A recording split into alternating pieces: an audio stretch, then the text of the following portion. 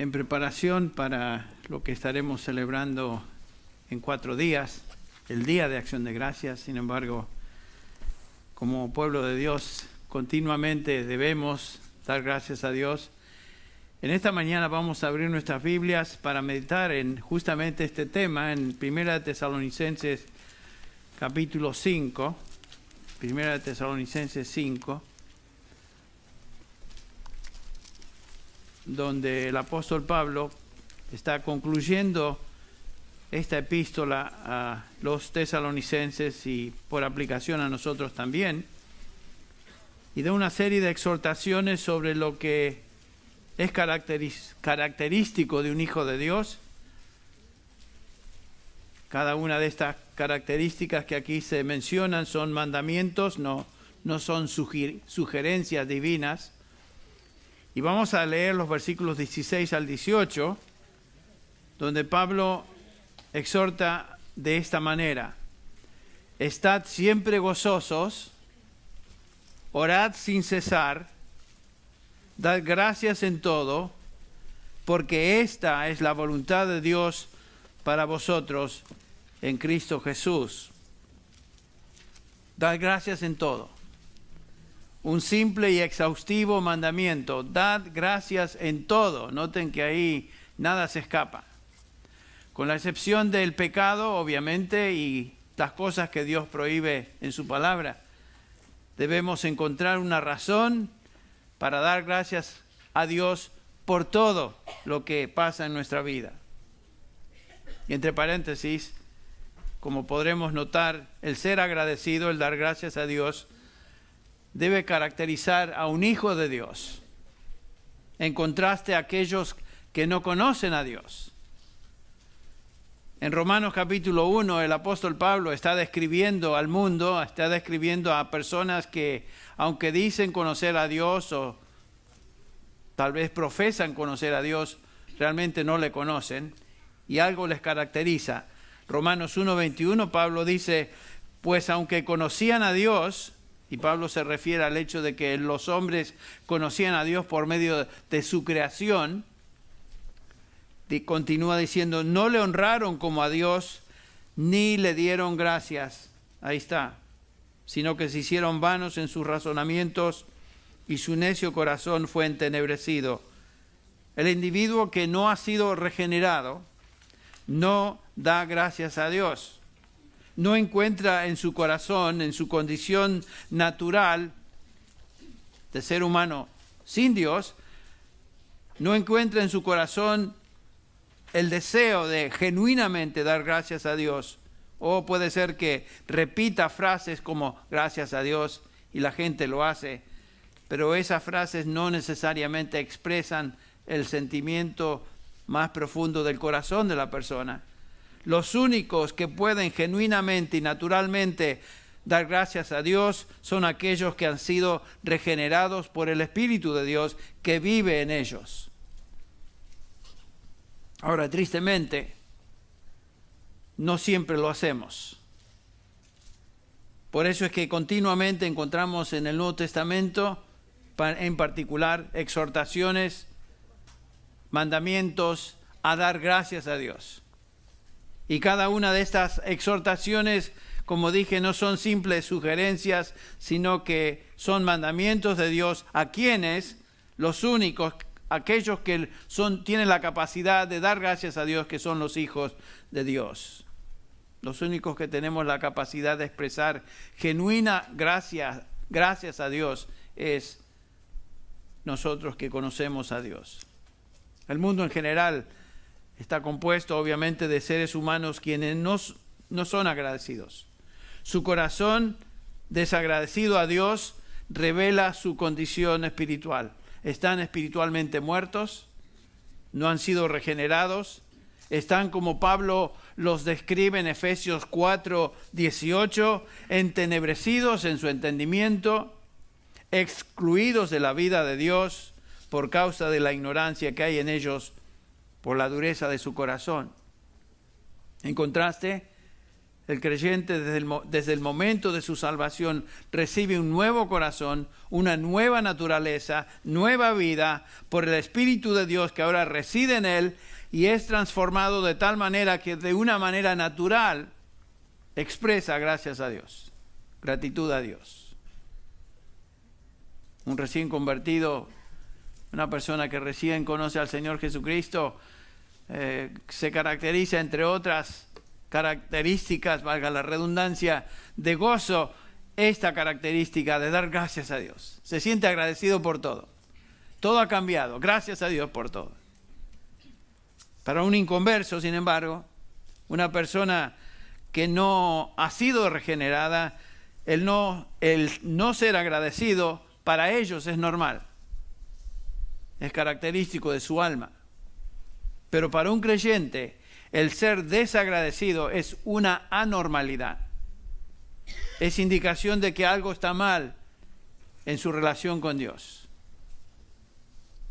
Si tú no sientes continuamente ese deseo de agradecer a Dios y no expresas gratitud a Dios, algo anda mal si eres hijo de Dios. Por esta razón es que encontramos en el Nuevo Testamento múltiples exhortaciones a dar gracias a Dios y evitar el pecado de ser ingratos. Vamos a examinar algunos textos esta mañana y espero que como resultado de este breve estudio obtengamos un concepto bíblico, tal vez por llamarle así, una teología bíblica de lo que significa dar gracias a Dios. En otras palabras, que entendamos por qué debemos dar gracias a Dios por todo.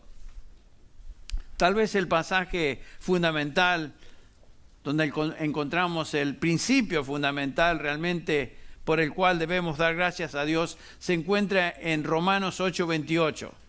Un pasaje que hemos memorizado, sin duda lo conocemos, donde el apóstol Pablo dice lo siguiente, Romanos 8:28. Y sabemos que para los que aman a Dios, todas las cosas ayudan para bien. Esto es, para los que son llamados conforme a su propósito. Noten eso. Este pasaje es como una sombrilla que cubre todo lo que nos sucede en la vida. No importa qué cosa, todas se encuentran bajo la cobertura de este pasaje, Romanos 8:28, y nos dice la palabra de Dios que todo está bajo el control de Dios, quien hace que cada evento, cada cada situación obre para nuestro bien. Puede que lo que suceda no sea algo bueno en sí, pero Dios toma aún eso y hace que eso se convierta en algo bueno en su fin, para el bien de cada uno de sus hijos. En general, no, cuando algo pasa que es negativo en nuestra vida, no disfrutamos eso. No nos gozamos en la enfermedad, no nos gozamos en el dolor, pero sabemos, según la promesa del Señor, que todas las cosas, aún ese dolor, aún esa enfermedad, aún esa aflicción particular por la cual estamos pasando, Dios la convierte en algo bueno para nosotros, finalmente. De alguna manera, Dios mueve todos los sucesos, los eventos, las experiencias, las circunstancias y soberanamente los gobierna para que providencialmente sirvan para nuestro bien. Eso es increíble. Esto es grandioso. Es una promesa singular. Aun cuando pecamos y la disciplina de Dios cae sobre nosotros, eso es para nuestro bien. ¿Recuerdan las palabras del autor de Hebreos, allá en el capítulo 12 de Hebreos, donde comienza con el versículo 6 diciendo, porque el Señor al que ama, disciplina? ¿Quién es aquel que Dios ama? Sus hijos. Sus hijos. Y azota a todo aquel que recibe por hijo. Dios no disciplina al mundo. Dios disciplina a sus hijos. Continúa diciendo el versículo 7. Es para vuestra corrección que sufrís. Dios os trata como a hijos, porque ¿qué hijo hay a quien su padre no discipline? Porque ellos nos disciplinaban por pocos días como les parecía. Pero Él nos disciplina para nuestro bien, para que participemos de su santidad. Ahí ven, el propósito, la meta es que participemos de su santidad. Continúa diciendo el versículo 11, al presente, ninguna disciplina parece ser causa de gozo. Si Dios está aplicando amorosamente su vara sobre nosotros, eso no es el resultado de gozo, eso no causa gozo, eso causa dolor. Es que cuando nuestros padres nos disciplinaban, yo recuerdo esos días cuando era chico, lo que la vara traía sobre mi cuerpo, particularmente cierta parte del cuerpo y las piernas, yo recuerdo el dolor. Lo mismo hace Dios. Cuando Él aplica su vara de disciplina, nos duele. Y por eso dice al presente, ninguna disciplina parece ser causa de gozo, sino de tristeza. Sin embargo, a los que han sido ejercitados por medio de ella, les da después fruto apacible de justicia. Entonces, si todo esto es cierto, y lo es, porque la palabra de Dios así lo dice, podemos estar agradecidos. Podemos dar gracias a Dios por todo lo que Él permite o directamente trae a nuestra vida. Esta es su voluntad. Tal vez en el momento no puedo ver lo bueno en lo que estoy experimentando o el bien para mi experiencia presente, pero puedo mirar hacia el futuro y saber sin lugar a dudas que Dios hará que esta experiencia sea para mi bien. Eso es lo que Él promete. Podemos estar seguros que la primera iglesia, por ejemplo, la primera iglesia cristiana ya que comenzó en Jerusalén, expresaba adoración a Dios y gratitud a Dios a través de sus oraciones. Leemos, por ejemplo, en el capítulo 2 de Hechos, el comienzo de la iglesia se encuentra ahí descrito en el capítulo 2 de Hechos, y leemos en el versículo 41, capítulo 2 de Hechos, que los que habían recibido su palabra fueron bautizados y se añadieron aquel día como 3,000 personas. Y se dedicaban a algo. Ahí dice el versículo 42. ¿Qué es lo que hacían? Se dedicaban continuamente a las enseñanzas de los apóstoles, o sea, la enseñanza bíblica, la enseñanza apostólica, a la comunión, al partimiento del pan y a la oración. Día tras día, si bajan la vista al versículo 46, continuaban unánimes en el templo y partiendo el pan en hogares, comían juntos con alegría y sencillez de corazón, etcétera, etcétera. Estos creyentes se reunían para escuchar la enseñanza de los apóstoles, la enseñanza apostólica, participar en comidas, compartir sus bienes, orar y, por cierto, dar gracias. Pero alguien estará pensando, pero Henry, ahí no dice que dieron gracias. No habla de acción de gracias. ¿Pero por qué digo esto? Bueno, porque la enseñanza apostólica a la cual ellos estaban escuchando y a la cual se sometían, obviamente incluía en esa instrucción dar gracias. El apóstol Pablo claramente nos enseña en Filipenses 4:6, que estaremos viendo en unos minutos: por nada estéis afanosos, antes bien en todo, mediante oración y súplica, con acción de gracias, sean dadas a conocer vuestras peticiones delante de Dios. ¿Quién es el que habla? El apóstol Pablo.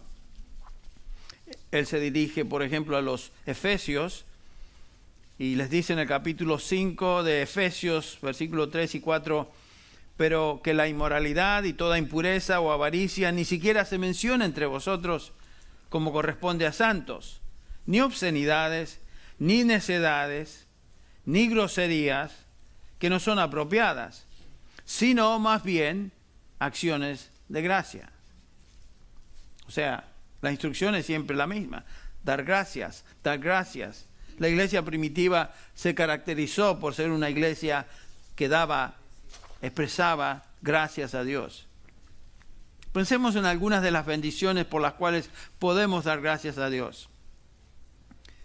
Claramente el Nuevo Testamento nos enseña, por ejemplo, en Efesios 1, capítulo 1, versículo 3, que fuimos bendecidos con ¿cuántas bendiciones espirituales? Fuimos bendecidos con toda bendición espiritual en los lugares celestiales en Cristo Jesús. Vamos en camino a gloria. Nos enseña Pablo que también que nuestra herencia está en los cielos, de donde esperamos un Salvador. Nada ni nadie, nos enseña el apóstol Pablo en Romanos 8, nos podrá separar del amor de Dios que es en Cristo Jesús. Hemos sido liberados de la condenación, acabamos de cantar de eso, ya no hay condenación. Y el control del pecado fue roto en nosotros, aquellos que pertenecemos a Dios. Hemos muerto con Cristo, nuestra vida está escondida con Cristo en Dios. Colosenses 3. En Cristo tenemos redención, el perdón de nuestros pecados, y pudiéramos agregar tantas otras bendiciones a esta lista. ¿Cómo es entonces? Con toda bendición espiritual, con todo lo que el Señor nos ha bendecido, ¿cómo es que no vamos a dar gracias a Dios? Es ser realmente ingrato, no expresar gracias a Dios. Y noten que una vida llena de gratitud es el resultado de estar llenos o ser llenos del Espíritu Santo. En Efesios 5:18, si ustedes recuerdan, el versículo 18 dice: no os embriaguéis con vino en lo cual hay disolución, sino ser llenos del Espíritu Santo, o llenos del Espíritu, perdón. Y comienza Pablo a hablar de las consecuencias de ser lleno del Espíritu. Versículo 19, hablando entre vosotros con salmos, himnos, cantos espirituales, cantando y alabando con vuestro corazón al Señor. Cuando el Espíritu Santo controla, ciertas características comienzan a observarse en la vida de ese creyente. Y el versículo 20, una de esas características, dice Pablo, dando siempre gracias a Dios por todo. En el nombre de nuestro Señor Jesucristo, a Dios el Padre. A Colosenses se dirige un par de libros más adelante, cartas más adelante, Colosenses 2:6, Pablo dice a los creyentes ahí en Colosa: por tanto, de la manera que recibisteis a Cristo Jesús, así andad en Él. Versículo 7, firmemente arraigados y edificados en Él, y confirmados en vuestra fe, tal como fuisteis instruidos. Esta es la instrucción apostólica. Después que dice, ¿cómo termina el versículo? Rebosando de gratitud. O sea que no es simplemente dar gracias, sino rebosando de gratitud. Noten, la exhortación no es una simple expresión: gracias te doy, Dios, por este día. Gracias te doy, Dios, por estos alimentos. Gracias te doy, Señor, por, qué sé yo, algo. Es una expresión constante de gratitud, rebosar en gratitud. Si vamos al capítulo 3 de Colosenses, notamos ahí en los versículos 15 al 16 que, entre paréntesis, este es el pasaje paralelo a Efesios 5, 18 al 20. 5, 18 al 20 de Efesios dice: sed llenos del Espíritu Santo. Acá este pasaje nos habla de que la palabra de Cristo mora en abundancia en nosotros. Conceptos paralelos, pero noten lo que dice Pablo. Colosenses 3:15. Y que la paz de Cristo reine en vuestros corazones, a la cual en verdad fuisteis llamados en un solo cuerpo, y sed agradecidos. Noten que termina siempre con lo mismo. El versículo 16, que la palabra de Cristo habite en abundancia en vosotros, con toda sabiduría, enseñándoos y amonestándoos unos a otros con salmos, himnos, canciones espirituales, cantando a Dios como, otra vez, con acción de gracias en vuestros corazones. Y el versículo 2 del capítulo 4 dice Pablo: perseverad en oración, velando en ella con acción de gracias. Podemos darnos cuenta que la voluntad de Dios es que demos gracias siempre a Él en todo. Esa es su voluntad. Dios quiere que seamos hijos caracterizados por gratitud. Esta debe ser una actitud interna del corazón. Por eso estamos haciendo hincapié en eso. Y volviendo a nuestro pasaje con el cual comenzamos, 1 Tesalonicenses 5, observamos ese trío de exhortaciones: estar siempre gozosos, orad sin cesar, dad gracias en todo.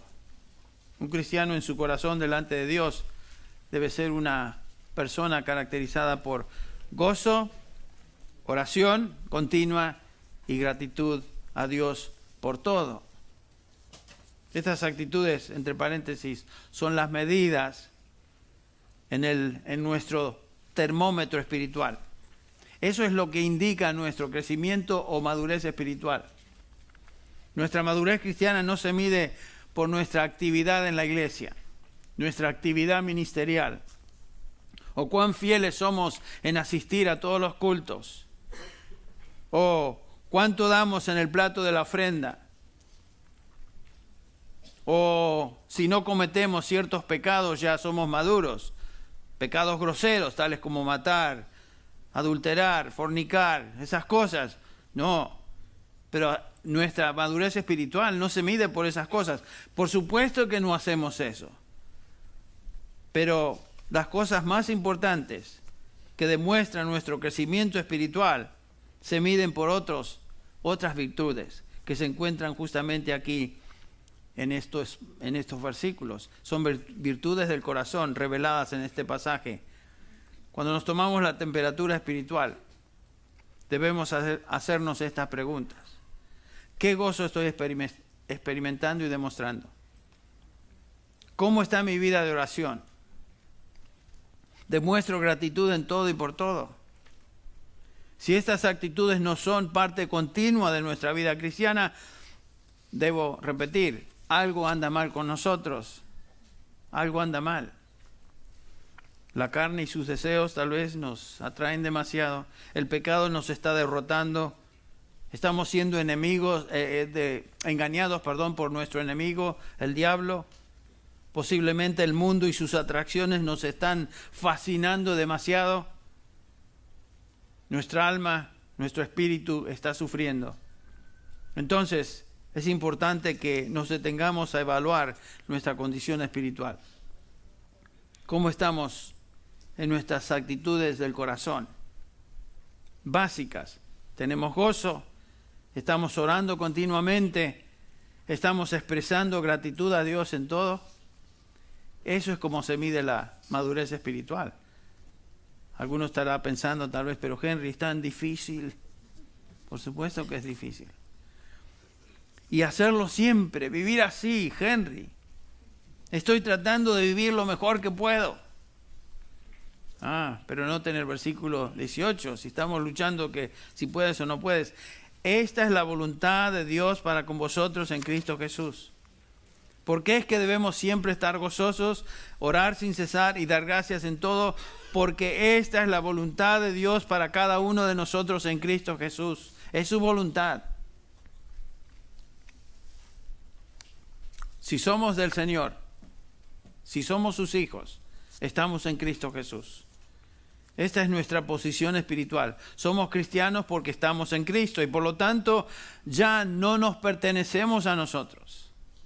Eso es tan importante de establecer como hijo de Dios. No nos pertenecemos. Somos esclavos del Señor. Noten cómo Pablo expresa esto en Corintios. 1 Corintios 6. Un pasaje que es importante de recordar. Pablo le escribe a estos creyentes, nos dice a nosotros, en el versículo 19 del capítulo 6 de 1 Corintios, ¿o no sabéis? Me encanta cuando Pablo comienza un versículo de esta manera y lo hace varias veces en sus epístolas. ¿O no sabéis?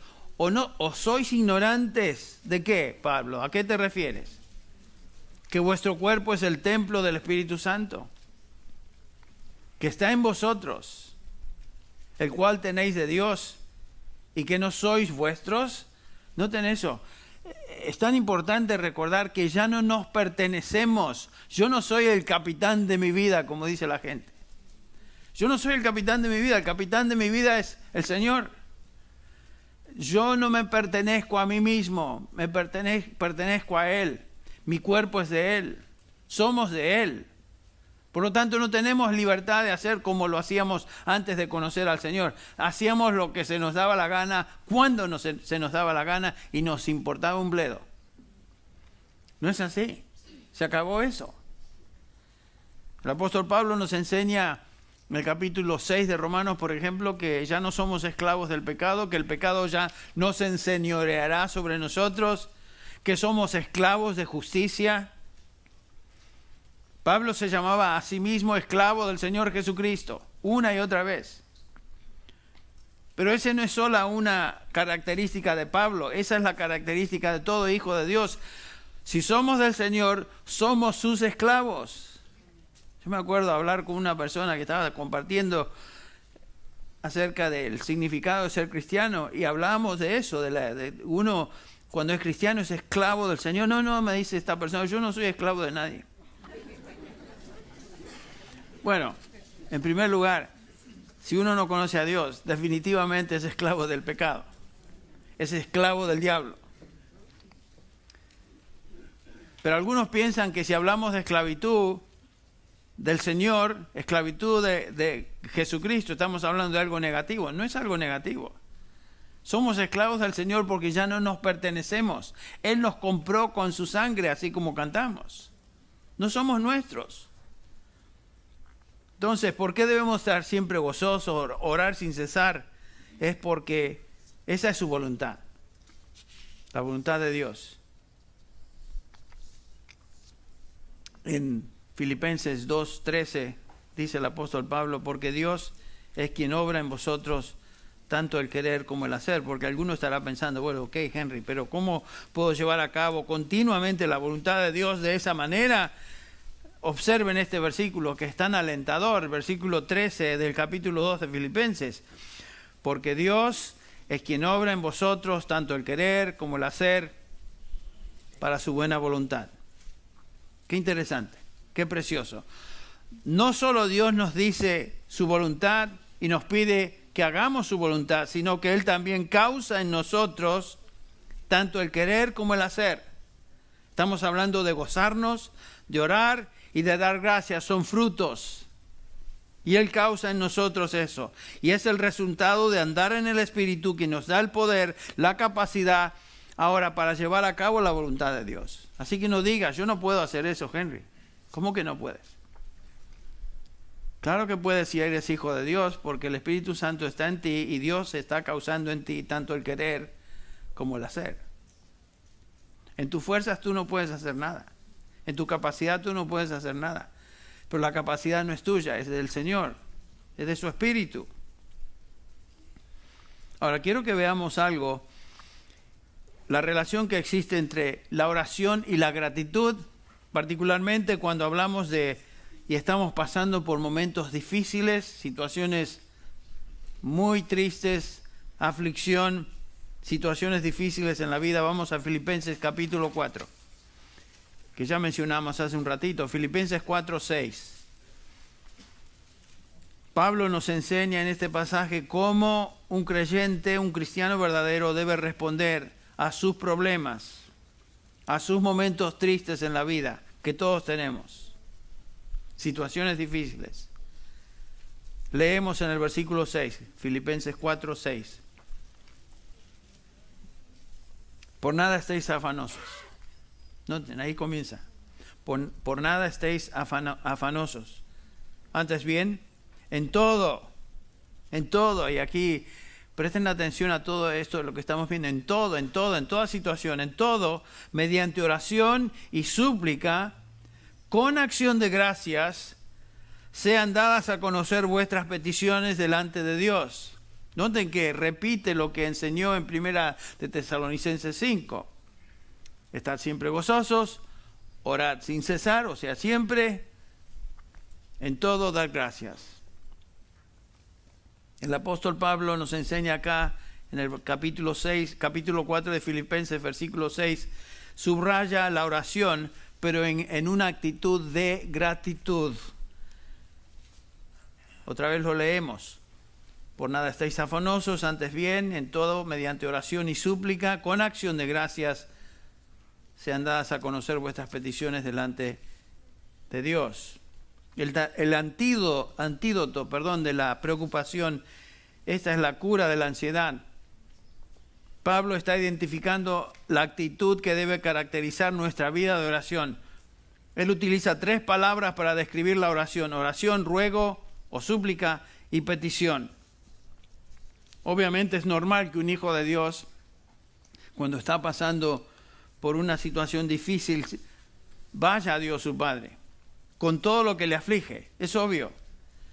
Pero lo que Pablo está enfatizando aquí es que esta súplica, esta oración o esta simple petición no se haga en un espíritu de queja, en un espíritu de duda. Cuando venimos a Dios dudando, no esperemos que Él va a responder. Cuando venimos a Dios quejándonos, no esperemos que los resultados van a ser positivos. Cuando venimos a Dios con descontento, Dios no contesta ese tipo de oración. El que clama, el Hijo de Dios que clama, debe hacerlo con esta actitud, con acción de gracias, lo cual implica confianza en el Señor por lo que estamos pidiendo. No necesariamente que Él nos va a dar lo que estamos pidiendo, pero confiamos en Él. Y la pregunta es, ¿por qué? Regresamos a nuestro concepto de Dios y lo que Él nos dice en su palabra. Oramos y damos gracias a Dios por todo, porque esta es su voluntad para comenzar. Sabemos que Dios nunca va a permitir algo en nuestra vida que sea mayor de lo que podamos soportar. ¿Se acuerdan en 1 Corintios 10:13? No os ha sobrevenido tentación o prueba, la misma palabra se usa en griego, prueba o tentación, que no sea común a todo ser humano. Pero con la prueba o con la tentación, Dios proveerá también la salida. Sabemos que Dios nunca va a permitir algo en nuestra vida que sea mucho más de lo que podamos soportar. Dios nos manda las pruebas y permite las pruebas en dosis, en medidas, para cada uno de sus hijos. Y algunos de sus hijos pueden tolerar mucho, otros de sus hijos tal vez no pueden tolerar tanto. Pero Dios lo permite, Dios lo envía.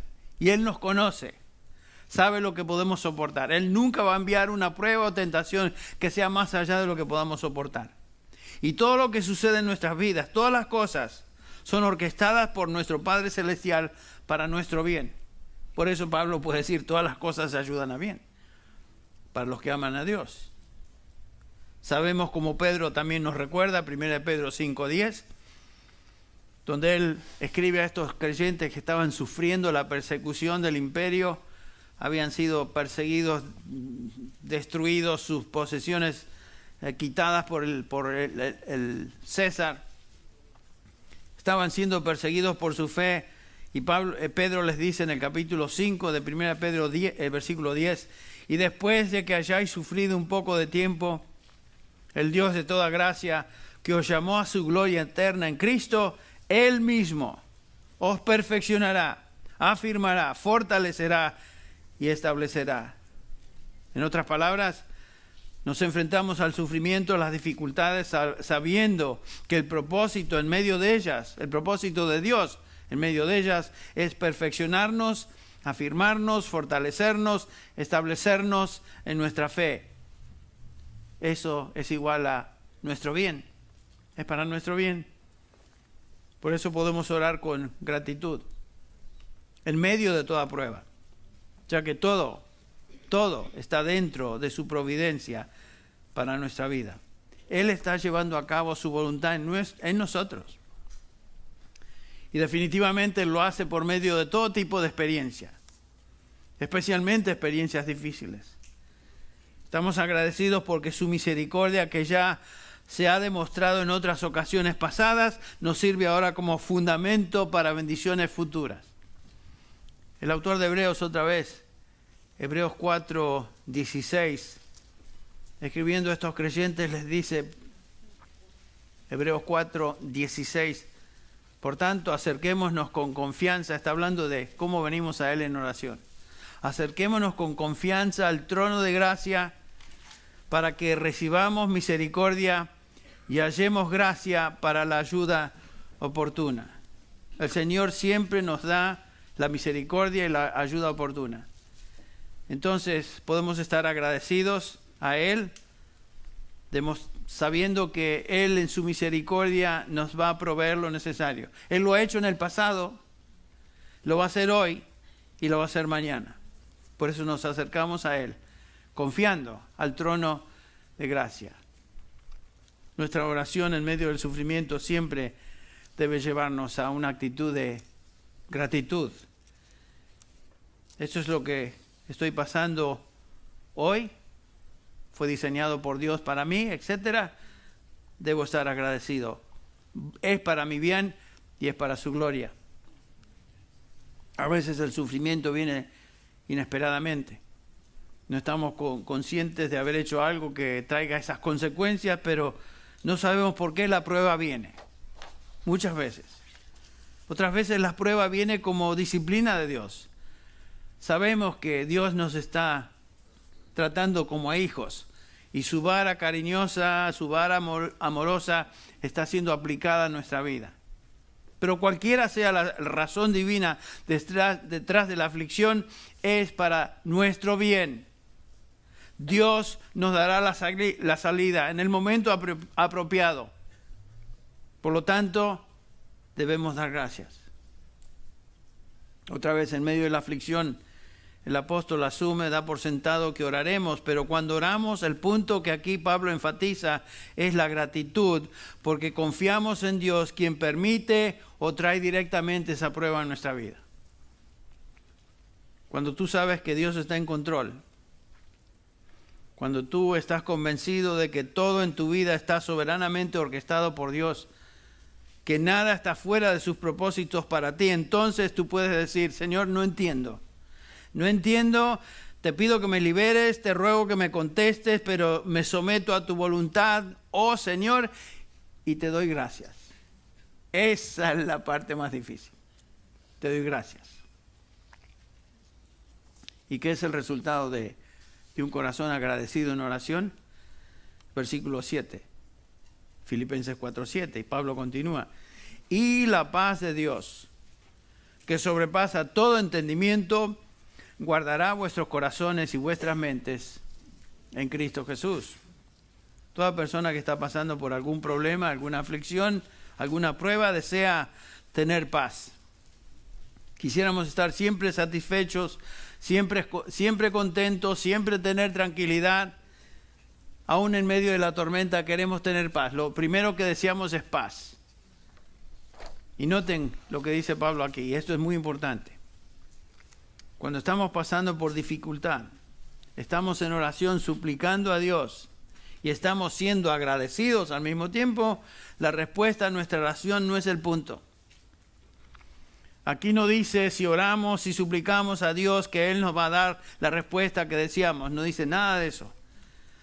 Aquí no dice nada de la respuesta. Lo que sí dice es que cualquiera sea la respuesta y cuando sea, que esta venga, Dios promete lo siguiente: Dios promete paz. Dios promete paz. Y ese es el punto. La paz de Dios. Ahora, ¿qué es esa paz? Es la paz que Dios posee. Es la paz que sobrepasa todo entendimiento, dice el apóstol.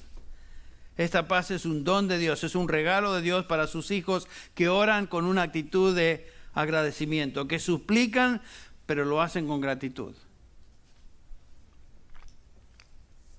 En una actitud de humildad, venimos a Él no demandando nada. Confiamos en Dios en medio de la aflicción y cuando traemos nuestras súplicas a Él podemos hacer eso con gratitud de corazón. Y lo que Él va a responder es esto: dándonos paz. Dándonos paz.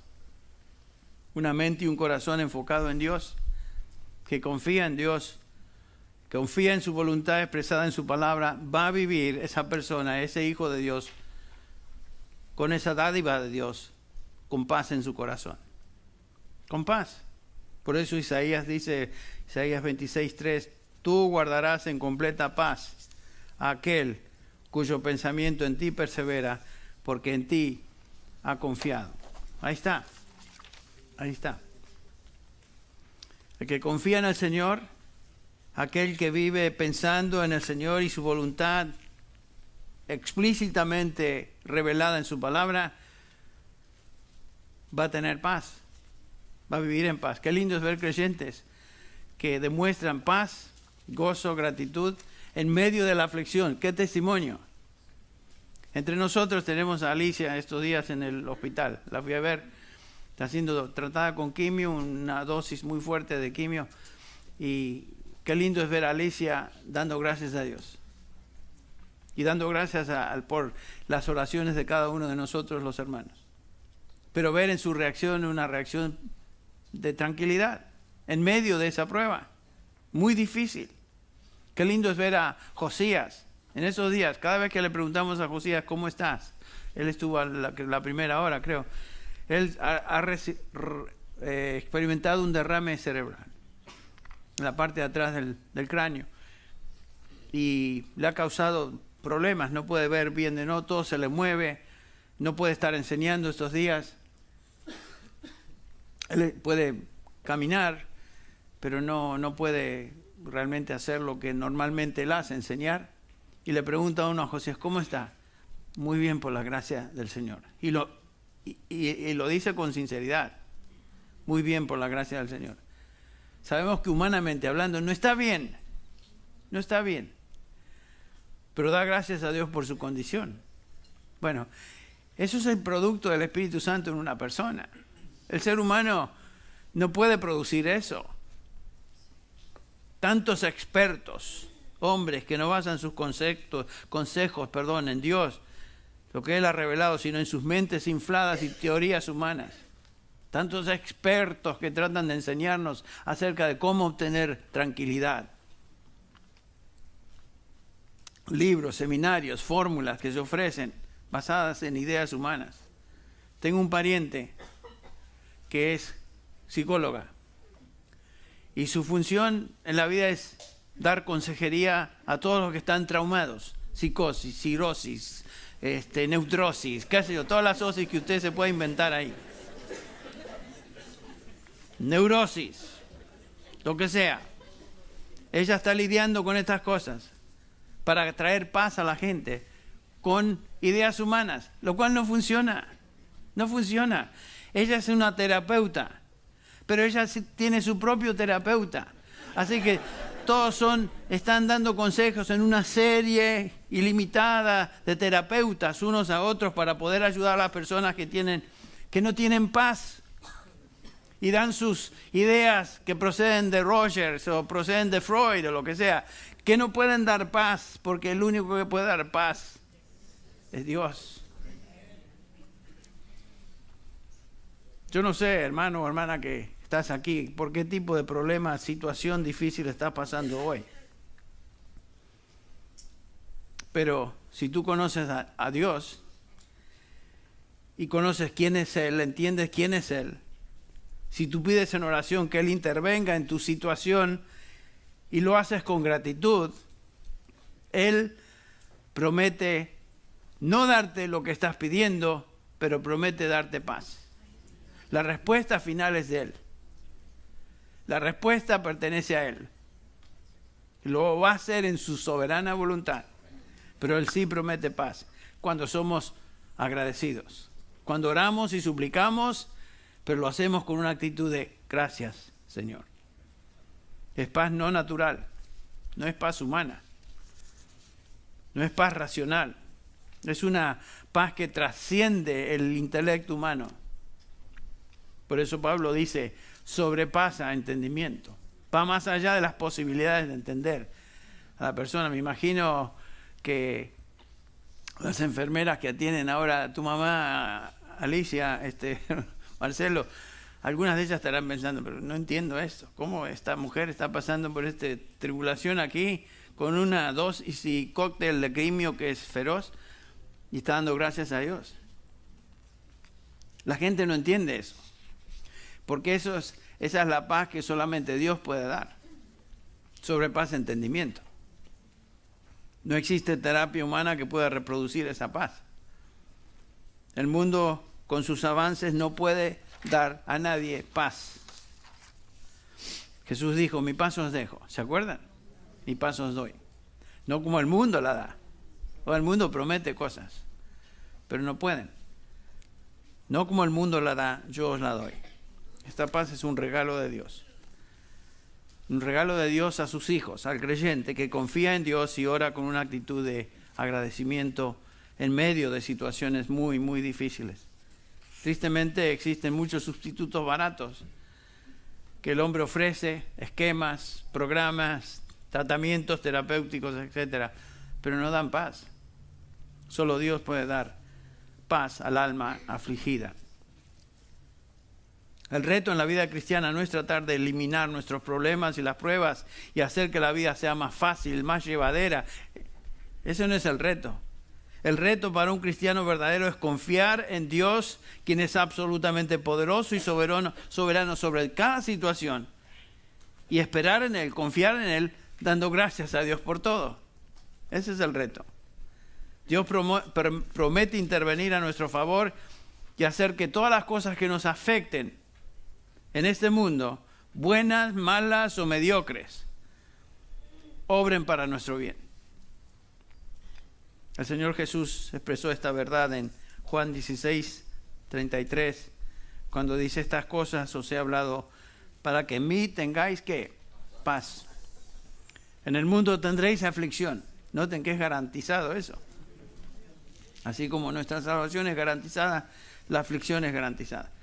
Pero confiad, yo he vencido al mundo. Tenemos que aceptar la realidad de que este mundo es un sistema caído, afectado por el pecado, y nosotros, aunque salvados por gracia, aunque somos hijos de Dios, todavía llevamos con nosotros los efectos de la caída devastadora de nuestros padres, Adán y Eva. Las consecuencias del pecado se manifiestan y se van a manifestar a todo nivel, pero gracias a Dios que si somos sus hijos, Él promete gobernar, regir por encima de todo lo que nos sucede para nuestro bien. Y en el versículo 7 Pablo dice: la paz de Dios guardará vuestros corazones y vuestros pensamientos en Cristo Jesús. Esa palabra guardar es un término militar que literalmente significa montar guardia, proteger. Si recordamos la historia, Filipos era una ciudad, era como un fuerte militar del imperio, estaba rodeada y saturada de soldados romanos, y los filipenses entendieron muy bien esto, y estos soldados estaban encargados de montar guardia, proteger a la ciudadanía. Y Pablo está diciendo que la paz de Dios va a proteger nuestras mentes, nuestros corazones. Así como estos soldados custodiaban y protegían la ciudadanía en Filipos, así la paz de Dios protegerá, dice Pablo, vuestras mentes y vuestros corazones. Pero esta protección no es automática.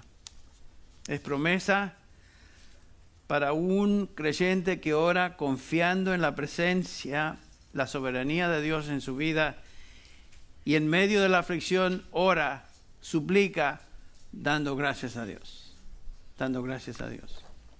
Bueno, es obvio que Dios quiere que sus hijos sean agradecidos, que seamos agradecidos. Y a veces no lo somos. A veces demostramos actitudes como si fuéramos como el resto de la gente. Yo venía el viernes a enseñar la clase de matrimonios, o a tener una meditación ahí. Justamente tratamos el tema de dar gracias en todo.